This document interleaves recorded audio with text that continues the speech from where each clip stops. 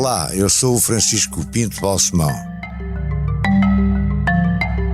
Este é o podcast Deixar o Mundo Melhor.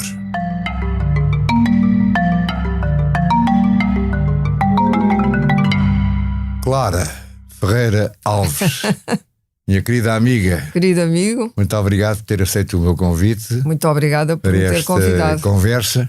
Como sabe, o leitmotiv é deixar o mundo melhor. Mas vamos conversar de várias coisas em torno é uma frase do seu livro, não é?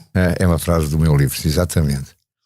Eu gostava de saber o que a Clara se considera, se lhe perguntar profissão.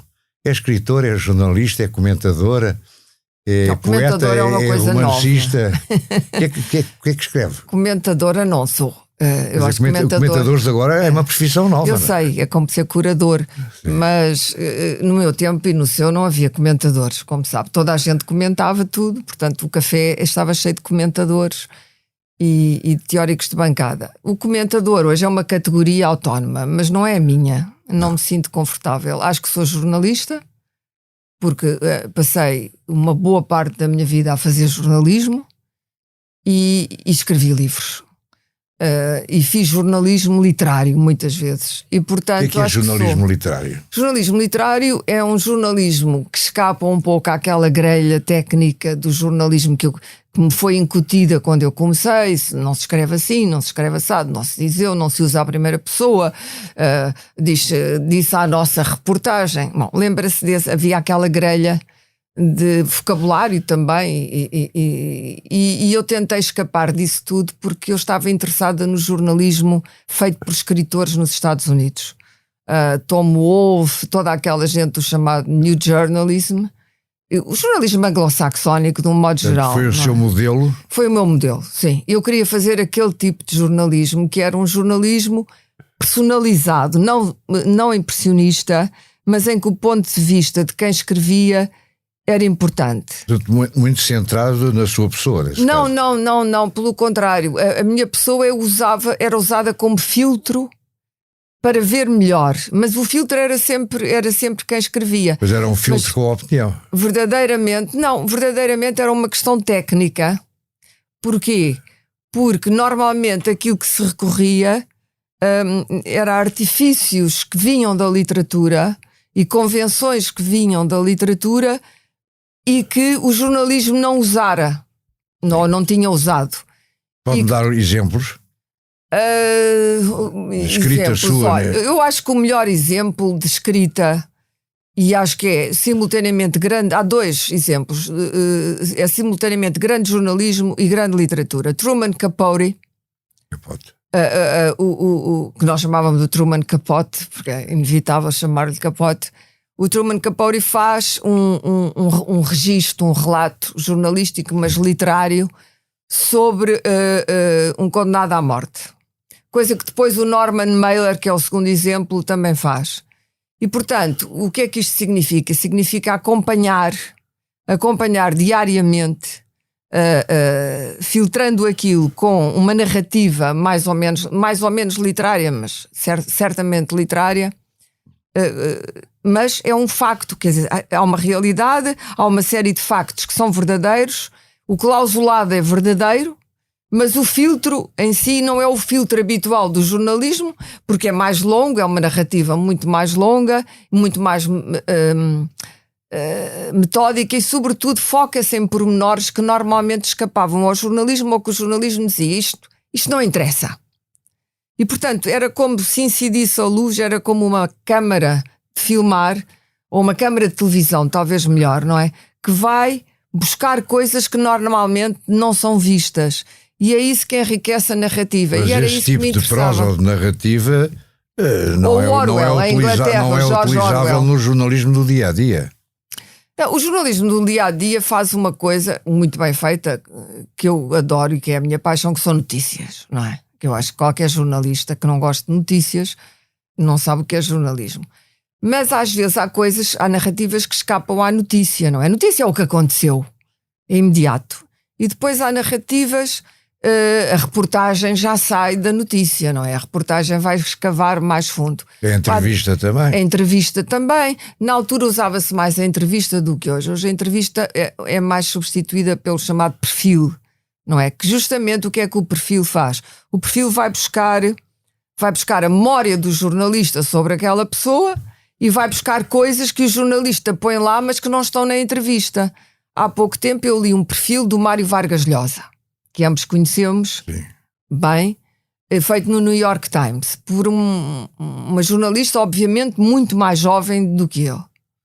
E o perfil começava, em vez de ser uma entrevista convencional em que iam fazendo perguntas e ele ia respondendo, começava por descrever a sala onde ele estava, que era a sala da casa da Isabel Preisler, a atual mulher dele. E, portanto, tinha um enorme retrato da Isabel Preisler sobre aquilo tudo em cima das... E é por aqui que ela começa a entrevista. A descrição do cenário, portanto, daí vai para o casamento dele com a Isabel Preisler, e portanto vai um bocado à biografia, e isto não está na entrevista. São coisas que a jornalista vai acrescentando, e portanto é esse tipo E antes isto não se fazia, quer dizer, era seco. Uma reportagem tem regras, uma entrevista tem regras. O que o novo jornalismo fez foi quebrar as barreiras e inserir técnicas narrativas e maneiras de contar que hoje são usadas muito comumente e que na altura não eram. E portanto não é, pelo contrário, o Truman Capote não incide nenhuma luz sobre ele. É até muito mais neutro do que é habitual. O que se passa é que ele vê tudo em volta daquilo que ele está a relatar. O Norman Mailer faz a mesma coisa. Mas eu insisto, são casos excepcionais. Um jornalista que todos os dias tem de escrever para o seu jornal ou para o seu telejornal. Sim, das notícias, não, hard news. Não tem qualquer hipótese de fazer esse tipo de jornalismo. Quem escreve hard news nem pode fazer. Nem pode. Mas eu escrevia, como sabe, num semanário. Sim. E, portanto, o Expresso dava-nos a hipótese não só do tempo, de termos mais tempo, embora fosse sempre pouco tempo, porque a deadline era mortal, mas era um semanário, e é um semanário. E o modo como aquilo era feito, que era manualmente, mecanicamente, como sabe, porque estava lá connosco a fazê-lo, tudo aquilo tinha uma lentidão que o tempo digital hoje não tem. Era um ritmo mais... O ritmo era diferente, não era quase artesanato, digamos assim. E havia coisas que eu até começava por escrever à mão, ainda antes de as passar para a máquina de escrever. Toda essa lentidão se perdeu, mas quem faz hard news, quem faz notícias para a primeira página, não está a fazer narrativas, está a fazer notícias. Mas é Clara, além de jornalista, aspirando e almejando a esse conceito de jornalismo que acabou de escrever, também é romancista, também sou é romancista. Poeta. Não, poeta não posso dizer que sou, porque na verdade não fiz versos. Mas também fiz ensaio muito, no fundo, fiz pequenos ensaios. Sim. Também é ensaísta, também é jurista. Também sou jurista, mas sem exercer.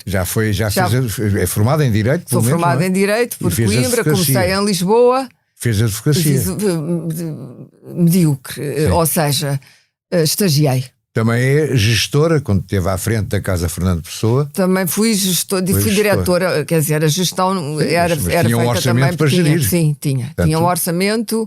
Foi a primeira vez na minha vida que gerir um orçamento e gerir recursos, que é uma coisa muito complicada, não é?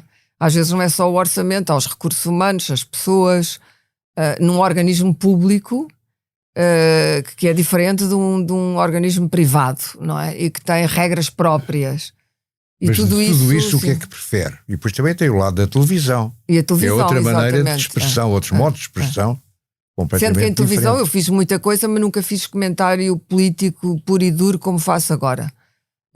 Comecei na SIC por fazer uma coisa com mulheres, uma ideia do Rangel que se chamava O Senhor que se Segue, quando a SIC arranca, não é? Com a Rita Blanca, a Laurinda Alves e a Paula Moura Pinheiro. Lembro muito bem. Que era a apresentadora. Era um belo programa. Que era um belo programa, e depois tínhamos um convidado, houve programas absolutamente hilariantes. Sim, um convidado que era hilariantes. Esmagado para vocês. Um convidado, e tivemos um convidado brasileiro que era o Roberto Leal, que era um cantor que estava muito na moda e ganhava muito dinheiro. e que se queixava, tinha vindo viver para Portugal, nunca mais me esqueci, e que queixava-se que estava à procura de casa e que tinha muita dificuldade em arranjar uma casa e que tinha de ver uma casa em Sintra e que a filha se tinha queixado porque a casa só tinha 8 casas de banho. E nós desatámos a rir, mas uma coisa, eu acho que foi a primeira vez em televisão, houve uma gargalhada coletiva só das tinha 8 senhoras. casas de banho. E eu acho que não era muito habitual fazer este tipo de coisas em televisão. Nós aí também fizemos coisas que não era habitual fazer. Fiz rádio também, fiz o grande júri também com o Emílio Rangel e acho que com o Carneiro Jacinto na TSF. Quer dizer, já experimentei diversas coisas. Mas atualmente tem uma coluna, uma página. Hoje tem a revista no Expresso, na revista do sim, Expresso. uma crónica. Muito lida e muito apreciada, pelo menos por mim e por muito mais pessoas. E que dá muito trabalho. E tem o Eixo do Mal. E tem o Eixo do Mal. E o Eixo do Mal, como é que funciona? Quem é que decide os temas? Quem é que decide quem é que vai falar primeiro? Todos nós. O falar é à vez. Sim, quem abriu uma semana, depois é o outro, no sentido dos ponteiros. O moderador modera, o moderador pergunta o que é que nós sugerimos como tema. Nós temos ali fazemos tudo por WhatsApp agora. Sim. Começámos por fazer por telefone, depois por mail, fomos acompanhando a tecnologia. E estão sempre de acordo com os temas? Às vezes não estamos. Discutem muito. Quanto ferozmente em desacordo. Às vezes é um dia inteiro. É? A espingardar, sim. Isto não tem interesse nenhum. Quem é que ganha? Tem que haver uma maioria. Sim. Ou então alguém cede. E a maioria que é aqui? Tem que haver, nós somos 4, portanto tem que haver 3 a decidirem a mesma coisa. Quando são 2-2 é mais complexo. Sim. E normalmente quando são 2-2 e está um bocado difícil decidir, há sempre alguém que diz, bom, ok, eu desisto do meu tema e aceito a sugestão de começar por isso. Pronto. Às vezes um tema... às vezes uma pessoa consegue convencer as outras de que aquele tema talvez não seja a melhor ideia para abrir. Mas tudo isto demora. Normalmente começamos na véspera a contar espingardas e depois às vezes é relativamente fácil, porque é óbvio. Quando não é fácil, isto portanto dura 24 horas, digamos assim. E nunca se zangaram? Imensas vezes. De cortar relações. Nós somos mesmo? como aqueles casamentos que duram há muitos anos. Sim. E que depois de vez em quando toda a gente se quer divorciar e depois ficamos juntos por causa das crianças, que é o programa, e depois fica tudo bem outra vez, sim. Mas nunca se zangaram de gente de cortar relações? Não, nunca. Há um quórum de respeito mútuo e de profissionalismo que não comporta esse tipo de move, não é? E fora do programa e fora dessa reunião, para discutir o tema, etc., encontram-se pessoalmente? Eu não, mas acho que não. Eu acho que isso é saudável. É curioso, não é? É. Nunca aconteceu sequer. E a Clara não era amiga pessoal de nenhum deles? Não. O programa já teve diversos avatares, não é? Portanto, diversas fórmulas. E o programa começa com uma ideia minha e do José Júdice e do António Barreto. Aliás, começa com uma ideia do José Júdice, que já não estava no Expresso na altura, de fazer uma coisa em televisão chamada What the Papers Say, parecida com um programa que havia em Inglaterra, o que dizem os jornais, pronto.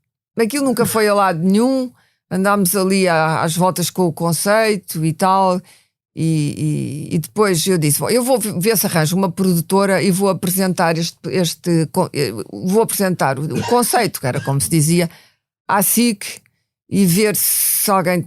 E depois trouxe as produções fictícias e o Nuno Artur Silva para produzir. Aí o Nuno, que tinha capacidade produtiva e tinha boas ideias, o nome do programa foi ele que deu, começou-se a construir o programa, mas entretanto o António Barreto disse que não estava interessado, porque ia para Oxford e estava a escrever, ou tinha a Pordata e tinha uma série de projetos e já não queria fazer. E então arrancamos com o Pedro Mexia, o Zé Júdice, o Nuno Artur Silva, eu e logo o Daniel Oliveira. Quem já traz o Daniel Oliveira? Quem é que descobre o Daniel Oliveira? Eu conheci o Daniel Oliveira através do Miguel Portas. Conheci o Daniel Oliveira porque ele era uma espécie do media man do Miguel Portas, quando o Miguel Portas começa a fazer a campanha para o Parlamento Europeu no Bloco de Esquerda. Portanto, já conhecia o Daniel daí. O Nuno é que trouxe o Daniel para o programa E depois um Pedro Mexia saiu, curiosamente porque não queria fazer televisão, e depois foi fazer o mesmo tipo de programa. E depois entraram o Pedro Marcos Lopes e o Luís Pedro Nunes. Antes entrou o Luís Pedro Nunes e depois entrou o Pedro Marcos Lopes. Portanto, o programa já teve diversos. Com o Zé Júdice houve alguns problemas no princípio, porque ele era muito irascível e tendo uma bela cabeça e escrevendo muito bem e pensando muito bem, tinha uma irascibilidade às vezes que se declarava abertamente antes do programa e que depois fazia com que o programa ficasse contrafeito e havia alguém que estava irritado. Mas de tudo isso que fez e que faz, onde é que se sente mais realizado? Onde A é que se escrever, sente... sempre a escrever. A escrever. E é o que demoro mais Mas tempo é claro, a fazer. gosta muito de viajar. Gosto. E mas isso já viaja não é bem muito. uma profissão. E, viajo muito, intensivamente. A dada altura, pelo menos, os livros que escreveu, pelo romance, etc., pareceu especializar-se no Médio Oriente e Israel. Sim, sim. Médio Oriente todo. Viajei para os...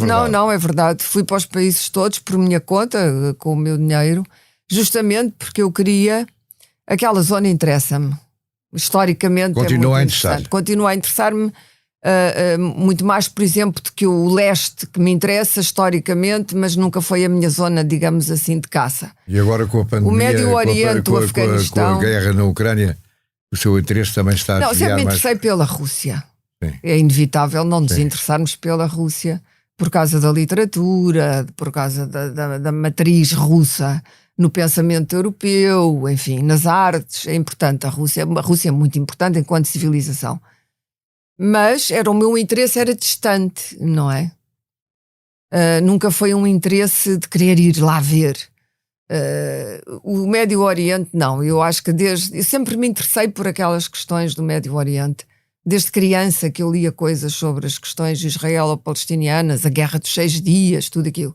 E depois fui ao Afeganistão, fiz coisas para o Expresso, aproveitei, e Líbano e, portanto, a Síria, percorri todos aqueles países, sendo que alguns desses países hoje são países onde eu não voltarei, acho que não voltarei à Síria, não é? O Líbano está francamente exangue, o Afeganistão, não sei se voltarei ao Afeganistão.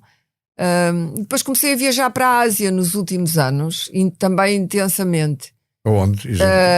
Camboja, Vietnã, Birmânia, Tailândia, o Sudeste Asiático e Japão. E o que é que impressionou mais no Oriente? O Japão foi a grande descoberta da minha vida, da meia-idade, porque era um país com o qual eu não tinha tido muita empatia. Sim. E quando cheguei ao Japão, achei um país absolutamente admirável e adoro o Japão. Adoro o Japão. Já lá voltou? Mais de uma vez? Costumava ir 1 ou 2 vezes por ano. E Tóquio e Kyoto são 2 cidades extraordinárias.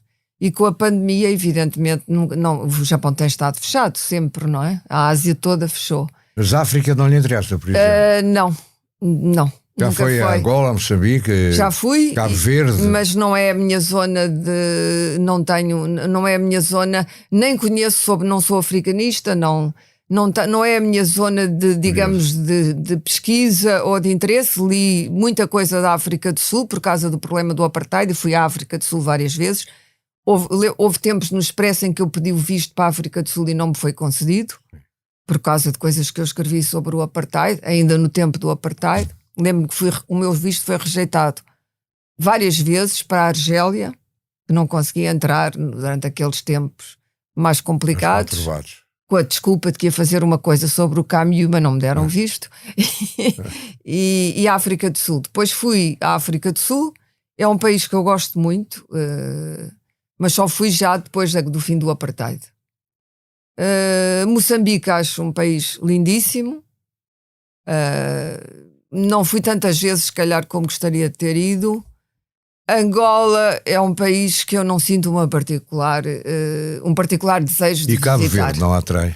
Cabo Verde gosto muito, sim. Gosto muito e gosto daquela gente. E é muito turístico hoje, não é? Toda aquela... E os Estados Unidos? Bom, os Estados Unidos são... intelectualmente foram durante anos as coisas que me abriram a cabeça. Em muitas áreas. Em muitas áreas. Sim, não foi só no jornalismo de que já falámos. E, portanto, a América foi sempre a cultura americana e a cultura inglesa, mas sobretudo a cultura americana foi sempre uma grande influência na minha maneira de pensar, por causa daquilo ser um laboratório de liberdade. A palavra liberdade é importante. Às vezes um laboratório um bocado violento. E sobretudo nos últimos anos, dando umas reviravoltas, enfim, um pouco bizarras. Estou a falar dos anos Trump, que ainda não tenho a certeza que tenham acabado. Mas a América, apesar de tudo o que aconteceu, desde as marchas dos direitos civis, tudo o que é um grande movimento de conquista de direitos humanos começa na América. Quer nós gostemos, quer não. Podemos dizer, o Me Too, o movimento Me Too tem aspectos hoje horríveis. Os homens são julgados sem contraditório, as pessoas são despedidas, não se podem defender. É verdade, há exageros. Não acha que há um certo exagero em todos esses movimentos? Ou seja, o pêndulo teve muito tempo pendurado de um lado e agora soltou-se para o outro. O pêndulo vai para um lado, mas quer dizer, mas depois estabiliza, justamente. Depois há um ponto em que aquilo... E há os adquiridos civilizacionais, e esses adquiridos civilizacionais depois filtram os excessos. E, portanto, coisas que antes aconteciam, sei lá, estou-me a lembrar agora de uma coisa que deve ter ouvido falar na Faculdade de Direito de Lisboa, um professor que escrevia às 2 da manhã umas mensagens no Facebook e tal, que é considerado assédio. Eu lembro que no meu tempo da Faculdade de Direito, que eu fiz o primeiro ano em Lisboa e depois mudei para Coimbra. Tive que fazer 2 anos num ano porque mudei no segundo ano. O segundo ano em Lisboa era aptos e passagens administrativas. Eu tive que ir para Coimbra e estudar tudo outra vez porque lá havia exames. E havia cenas com os professores de Direito de Lisboa que não eram de assédio, mas eram de ofensas sexuais. O Paulo Cunha era exímio nisso, ofender as mulheres e dizer esta senhora devia cozer meias para casa. E lembro-me com uma aluna que era loura e era muito vistosa, em que ele foi particularmente assintoso. Com os homens, claro que ele não era, tratava com respeito. As mulheres, quando ele achava que eram estúpidas, tratava mal. Eu pessoalmente nunca tive razão de queixa dele, mas houve lá mulheres que tiveram uma negra vida. Isso hoje seria absolutamente indefensável. Ele não poderia fazer aquilo. Seria imediatamente denunciado. Em Coimbra havia assédio verbal de alguns professores, de que eu fui vítima. Não era nada sexual, era verbal, mas que era claramente abusivo e ofensivo e misógino, sobretudo.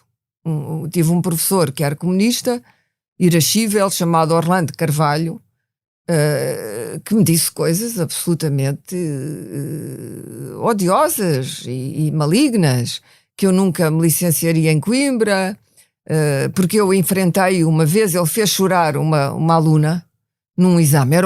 O divertimento favorito do Orlando Carvalho era fazer chorar as alunas nas orais e humilhá-las até um ponto em que elas desistiam da oral e saíam a chorar. Eu adorava esta cena.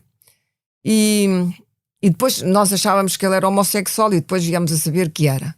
Mas tinha uma misoginia intrínseca brutal. E eu desci o anfiteatro, que era muito pequenino, era uma aula pequena, e insultei-o. Insultei-o no sentido de que disse: o senhor não tem o direito de fazer uma coisa destas a uma aluna. Portanto, insurgi-me, disse que não admitia ver uma cena daquelas, que ele nunca me faria chorar, disse-lhe assim uma série de coisas muito desagradáveis. E ele ameaçou-me e disse: você nunca há de acabar o curso aqui em Coimbra, porque eu nunca hei de passar. Nunca hei de passar. Passou-me com 14. Eu sabia tudo, até as manchas, até os borrões da sebenta dele. E uma memória tão fotográfica. Sim. A aula toda foi assistir à minha oral. Toda a gente, porque queriam ver. E foi um sucesso. Foi um sucesso, não. Foi das coisas que me deram mais prazer em toda a minha vida. Esqueceu. Nunca mais me esqueci. Fiz alguma coisa para tornar o mundo melhor. Não tive medo nenhum. Sabe o que? Há um momento em que você diz: não tenho nenhum medo deste tipo. Não tenho nenhum medo. Não, ainda por cima tive uma história com ele. Tive mais 2 histórias com ele. Uma na missa, porque eu na altura era muito católico e ia à missa. No beijo da paz, volto-me para o lado, está o Orlando Carvalho. E então? Não houve beijo.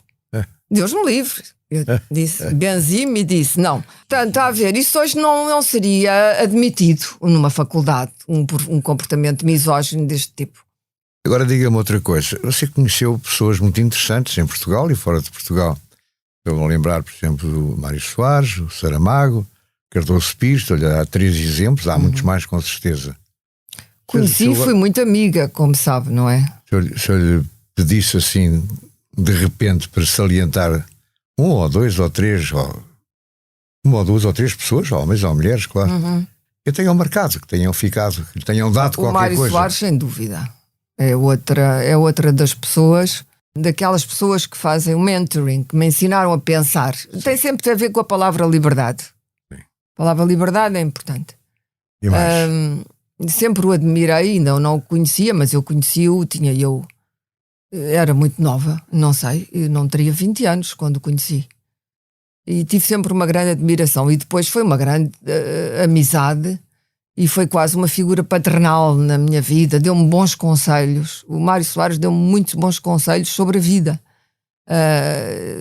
Quando se é jovem, não se percebe muito o que está para a frente, não é? E quando ele já tinha uma certa idade, de estarmos uma vez a discutir a morte e o envelhecimento, ainda eu não sabia o que isso era, e houve coisas que ele me disse que eu nunca mais esqueci, que eram lapidares, no sentido que eram pequenas peças de filosofia experimental. Outras pessoas.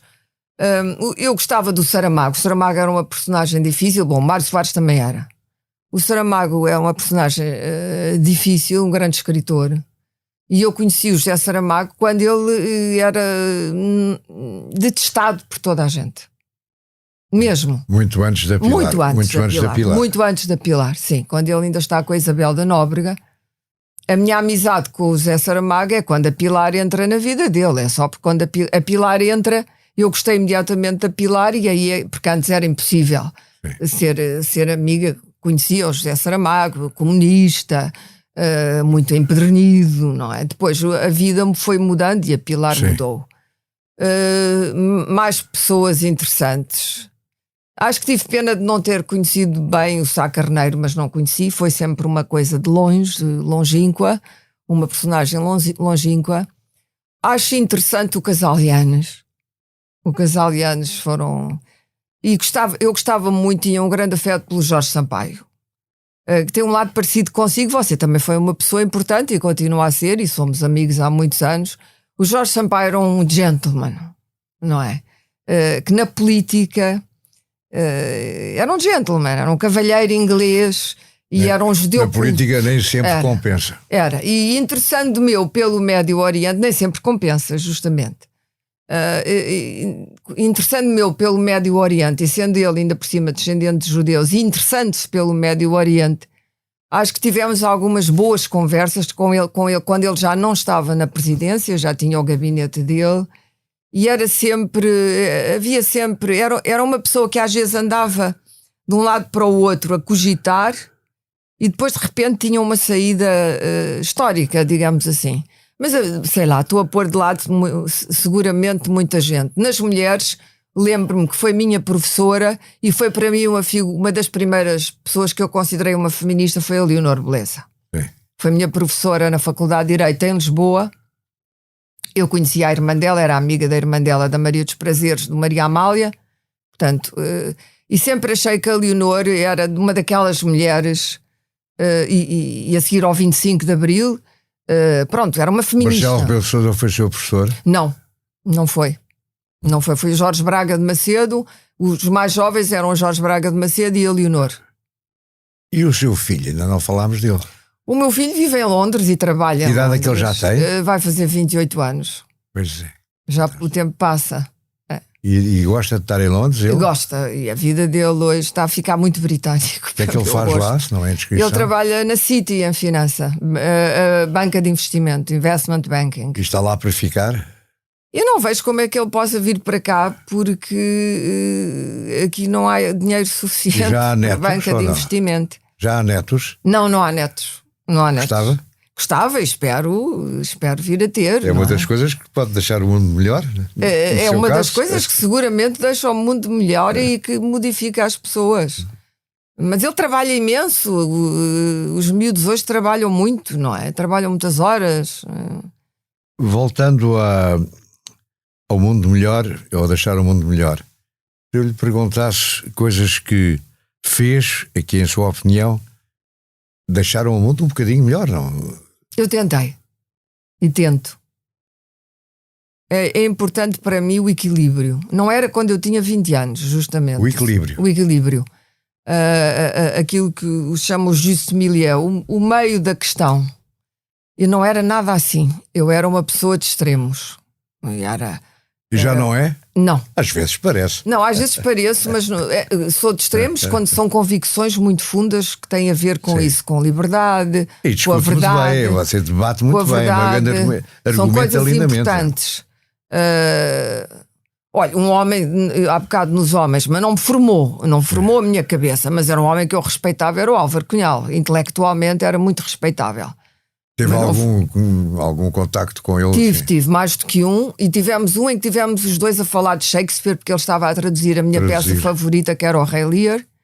Ele já tinha traduzido antes, mas depois voltou ao Rei Lear quando já estava quase cego. Sim. O que é extraordinário, é um feito extraordinário, e fez, e publicou. E era uma boa tradução? E sobretudo o modo como ele pensava, o poder através do Rei Lear. Eu fiquei fascinada pela clareza. Isto vindo de quem vinha, porque nós sabemos de onde é que ele vinha, do stalinismo, tudo isso. E, portanto, o modo como o Álvaro Cunhal via o que era o poder, a perda do poder e a rejeição do poder, de um modo geral, nós precisamos ter interlocutores, pessoas com quem conversar, não é? Sim. Para essas pessoas, eu acho sempre que essas pessoas me podem ensinar alguma coisa, independentemente da idade que tenham. Eu posso aprender com uma criança ou com uma pessoa de 12 ou 13 ou 14 anos. E o que é que é preciso haver uma conversa. Sim. E às vezes não há uma conversa. Aquilo que os americanos chamam de having a conversation. E hoje é cada vez mais difícil ter uma boa conversa. Eu gosto muito de uma boa conversa. Aliás, espero que esta seja a ser uma boa exatamente. Conversa. Eu há bocado não o referi assim. Você foi uma pessoa importantíssima na minha vida e tivemos também alguns enfrentamentos, bem se lembra, não é? Em que mas também lutámos juntos em muitas coisas bem importantes. Em algumas trincheiras mesmo, verdade. Não é? E você foi sempre um jornalista, tal como eu. Isso. Apesar de ter feito outras coisas. Deixar o mundo melhor tem o patrocínio da Hyundai. Juntos avançamos para uma mobilidade mais sustentável. Porque o que move a Hyundai hoje é garantir um mundo melhor às gerações de amanhã. Hyundai. Mudamos o futuro. Agora, só para acabarmos, estamos na hora. Os enfrentamentos também podiam dizer que eram encabrestamentos. Pois era, mas é bom, isso é bom também. Coisas também coisas que ainda quer fazer. Você diz que tem tempo para fazer mais coisas. Tenho, eu estou a escrever outro livro. A pandemia mutilou-me. Sim. O facto de eu não poder mutilou-me intelectualmente. Sim. Fiquei muito paralisada. Tive duas coisas. Tive uma fratura de um pé muito má, que fui operada, tive uma imobilização de 4 meses. Aí aflita. Depois tive uma segunda operação para tirar o material, como se costuma dizer, sim, que correu bastante mal. Portanto, tive um grande período de imobilização em que não me podia mexer fisicamente, não era possível. Mas podia escrever. Justamente, mas não escrevi. Estive a ler, nunca deixei de ler, mas fiquei paralisada. E depois o lockdown, para mim, foi uma das situações, senti-me absolutamente refém. Senti-me como se estivesse refém na Síria, quer dizer, refém de uma coisa que ninguém controlava, e aquele silêncio da cidade, não ouvir as pessoas, não se poder sair de casa, as lojas fechadas, a rua deserta, tudo aquilo me pesou extraordinariamente e fez-me mal. E, portanto, paralisei e por alguma razão deixei de escrever. E agora já retomei, está a produzir? Já estou a produzir. Mas o que é que quer fazer? É concreto? Tem alguma ideia? Tem não, estou a fazer um romance. Um romance? É um romance. Entretanto, publiquei mais um livro com ensaios, que ainda não lhe dei, mas que espero que vamos almoçar e oferecer-lhe. Está já mas convidado. Que não houve lançamento. Está aqui publicamente convidado. O Covid não houve festas, não houve lançamentos, não houve nada, porque nós estivemos em restrições, não é? Mas o romance passa-se onde? Este passa-se cá. Passa-se cá. Há umas viagens, mas tem a ver com uma ideia central, que é se é possível hoje desaparecer. Aquilo que se dizia de antes, saiu de casa para comprar cigarros e nunca mais voltou. Sim. É possível ou não? É isso que eu estou a tentar explorar. Por causa da digitalização e dos olhos que há sobre tudo, se é possível, não é uma pessoa encenar a sua morte, isso é possível, embora depois, se é possível desaparecer, se é possível desaparecer sem dizer nada a ninguém e emergir noutros sítios do mundo. O que era interessante para mim na América é que a América, e continua a ser assim, eu estive na América tempo suficiente para perceber, na América as pessoas reinventam-se. As pessoas mudam de estado e dizem, eu não gosto do nome que tenho, mudei de nome e agora me chamo não sei quê. E reinventam-se. Às vezes não gostam da vida que têm, ou reinventam-se noutro lugar. E em qualquer idade, há pessoas que fazem isto, já estão muito velhas e continuam a dizer, bom, eu fiz outra coisa, saí de casa. E eu acho isto uma liberdade suprema. Vamos aguardar o seu próximo livro com toda a ansiedade. Com esse suspense, sem saber se é possível ou não. O respeito e a admiração que eu tenho por si. Muito obrigado pela sua entrevista. Muito obrigada, muito interessante. Deixar o Mundo Melhor é um podcast de Francisco Pinto Balsemão com música original de Luís Tinoco. A sonoplastia de Joana Beleza e João Luís Amorim. O vídeo e a edição de José Seduvim Pinto, Carlos Paes e Ruben Tiago Pereira. Transcrição de Joana Henriques e apoio à edição de Manuela Goxa Soares. Imagem gráfica de Marco Grieco. Produção de Margarida Gil.